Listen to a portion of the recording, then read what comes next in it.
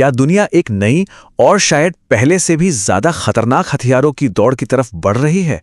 यह सवाल कोई कोरी कल्पना नहीं है, बल्कि एक ऐसे परेशान करने वाले आरोप से पैदा हुआ है जो पूरी दुनिया की सुरक्षा का समीकरण बदल सकता है। तो सवाल ये उठता है, क्या पर्दे के पीछे दुनिया की बड़ी बड़ी ताकतें चुपचाप एक सीक्रेट न्यूक्लियर रेस में लग गई हैं? और यही सवाल आज ग्लोबल सिक्योरिटी के बिल्कुल सेंटर में है। और इन सारे सवालों की जड़ है ये खबर। अमेरिका ने चीन पर एक बहुत ही संगीन इल्जाम लगाया है। इल्जाम ये कि चीन गुपचुप तरीके से न्यूक्लियर टेस्ट कर रहा है, जो दशकों से चले आ रहे ग्लोबल नियमों की भावना के बिल्कुल खिलाफ है। तो चलिए जरा इस चौंकाने वाले आरोप की तह तक चलते हैं, समझते हैं कि अमेरिका आखिर कह क्या रहा है और इसके असली मायने क्या हैं। तो देखिए, ये आरोप कोई हवाई नहीं है, ये बहुत स्पेसिफिक है। अमेरिका का कहना है कि जून 2020 के बाद चीन ने अपनी लोपनुर टेस्ट साइट पर यील्ड प्रोड्यूसिंग टेस्ट किए हैं। अब सवाल उठता है कि ये यील्ड प्रोड्यूसिंग क्या चीज़ है। देखिए, न्यूक्लियर टेक्नोलॉजी की भाषा में यील्ड का मतलब होता है धमाके से निकलने वाली एनर्जी। तो यील्ड प्रोड्यूसिंग टेस्ट का सीधा सीधा मतलब है एक असली परमाणु धमाका, भले ही वो कितना भी छोटा क्यों ना हो। अब इन आरोपों को सही से समझने के लिए हमें एक जरूरी चीज के बारे में जानना होगा, CTBT।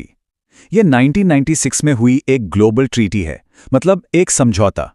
और ये समझौता हर तरह के न्यूक्लियर धमाके पर रोक लगाता है, चाहे वो मिलिट्री के लिए हो या किसी और काम के लिए।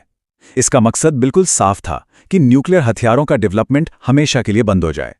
और यहीं पर चीन का स्टैंड काफी दिलचस्प हो जाता है। देखिए, चीन ने इस ट्रीटी पर साइन तो किया है, लेकिन उसे कभी लीगली बाइंडिंग बनाने के लिए रैटिफाई नहीं किया, मतलब कानूनी तौर पर वो बंधा हुआ नहीं है। फिर भी चीन दुनिया के सामने हमेशा यही कहता आया है कि वो न्यूक्लियर टेस्टिंग पर लगे ग्लोबल बैन को मानता है। और अमेरिका का ये आरोप सीधा सीधा चीन के इसी पब्लिक दावे पर एक बड़ा सवालिया निशान लगाता है।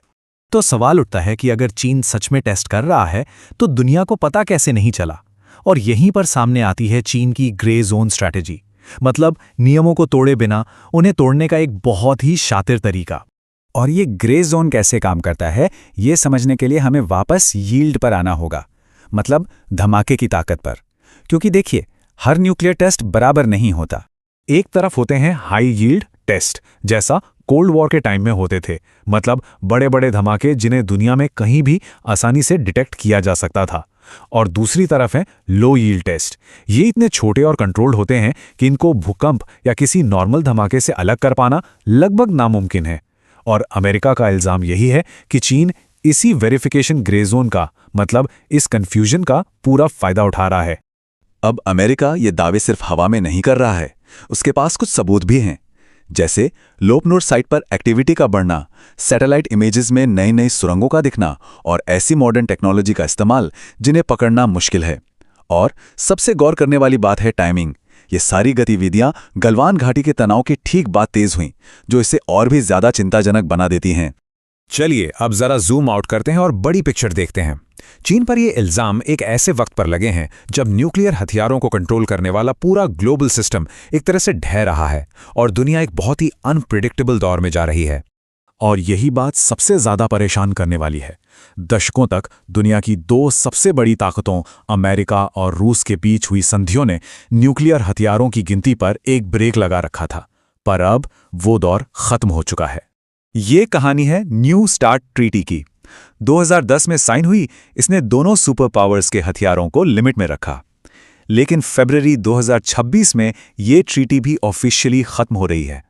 और इसका मतलब यह है कि दशकों में पहली बार दुनिया की दो सबसे बड़ी न्यूक्लियर ताकतों के हथियारों पर कोई भी लीगल लिमिट नहीं बची है। और ऐसा नहीं है कि ये संधि सिर्फ कागजों पर थी, इसने सच में काम किया था।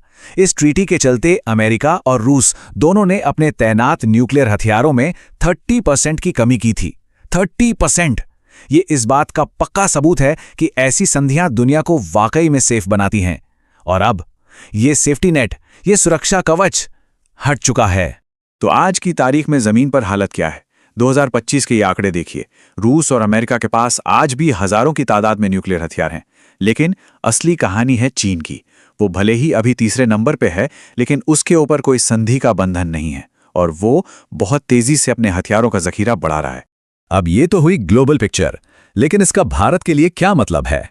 क्योंकि चीन की ये हरकतें सीधा असर डालती हैं उसके पड़ोसियों पर, और इस खतरे की गर्मी सबसे ज्यादा महसूस हो रही है भारत को। और ये एक लाइन भारत की चिंता को बिल्कुल साफ कर देती है।